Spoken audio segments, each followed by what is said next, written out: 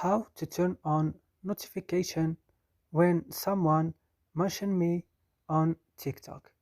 Today I will show you how to do this. Just watch this video until the end. Make sure that you like and subscribe in this channel. So let's start. First you will just go to TikTok, then open it. Then when your TikTok is opening, go down, open your profile, then go to this three line at the top of the screen, then go to settings and privacy, then go to privacy. After this, go to mention and tags